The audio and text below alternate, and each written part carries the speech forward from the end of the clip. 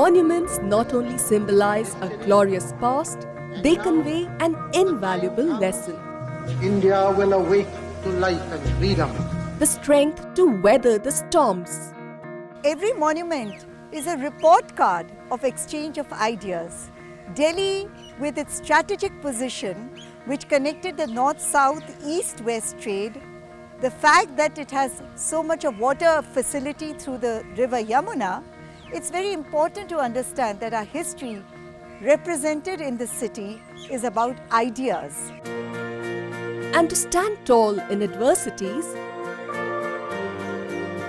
the Qutub Minar, constructed by Qutbuddin Aibak in 1192 AD and completed by Iltutmish in the 13th century, is a World Heritage Site.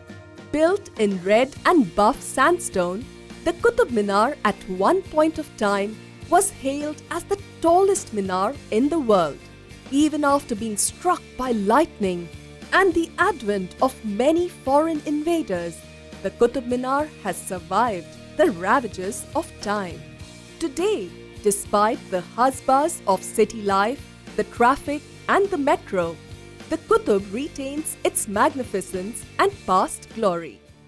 Monuments are meant to inspire us. They are a living testimony to our history. The romanticist Mughal Emperor Shah Jahan, known best for the world wonder the Taj Mahal, also built the historic Red Fort in what is today called the Old Delhi. Built in red sandstone, the Lal Killa was the residence of the Mughal emperors for nearly 200 years. Post-independence, our Independence Day celebrations witnesses the address of the Prime Minister of India from the ramparts of the historic Red Fort. My dreams are my heritage. Their fulfillment I envisage. I'm not going to leave any stone unturned to turn them onto life's page. Not too far away from the Red Fort is located the historic Jama Masjid, the principal mosque of Old Delhi, commissioned by the Mughal Emperor Shah Jahan in the 17th century. The name Jama Masjid refers to the Friday noon congregation prayers of the Muslims. Jantar Mantar was constructed by Maharaja Jai Singh of Jaipur in the year 1724 as an observatory. Located in the famous Connaught Place area, the Jantar Mantar holds much significance in the history of India. In its original state, the Jantar Mantar consisted of 13 architectural astronomy instruments. I dream of carrying the heritage forward to ensure that the visual and the oral arts are handed over from one generation to the next. Coming back to the Mughal architecture again, the Humayun's tomb, as the name suggests, houses the tomb of the Mughal Emperor Humayun. Humayun was the son of the founder of the Mughal Empire, Babur, and the father of the greatest Mughal Emperor, Akbar.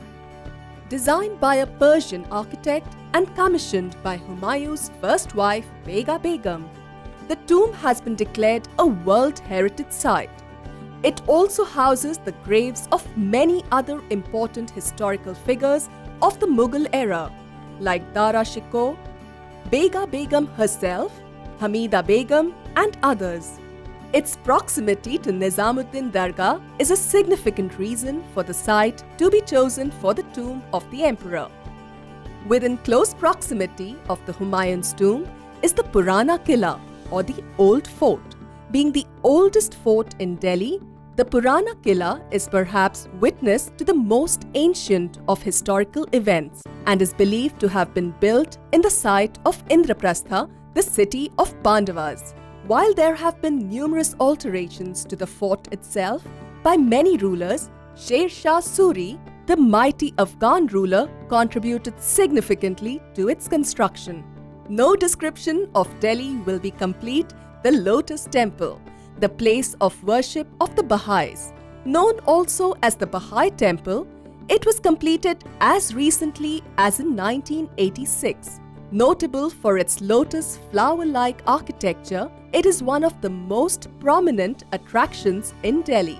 Also significant is the fact that lotus, being a symbol common to Jainism, Hinduism, Buddhism and Islam, was chosen by the architect Furibur Sabha. Made in pure white marble, the temple is open to adherents of any faith.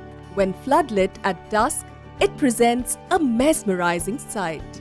The Parliament House, that houses the highest legislative body of the country, the Lok Sabha and the Rajya Sabha, is a circular colonnaded building. It also houses ministerial offices and a vast library. Conceived in the imperial British style, the Parliament House consists of an open veranda with 144 columns.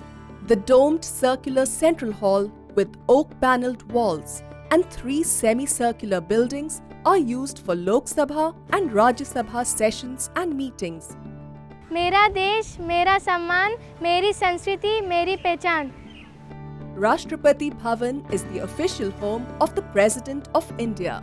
Splendor that can challenge imagination is one of the apt descriptions of the 320-acre vast presidential estate with 340 rooms, the famous Mughal Gardens. Nothing is forever in this world. We have lost many edifices and invaluable wonders of history to the ravages of time and to neglect. They are not just pieces of art and mesmerizing architecture. They are witnesses to the historical past of centuries. A lot of responsibility rests on us to preserve the monuments for posterity. It is our duty to educate the young generation of today and bring them face to face with a glorious and sometimes not so glorious past. But the monuments, irrespective of whatever they commemorate, are truly treasures of the land.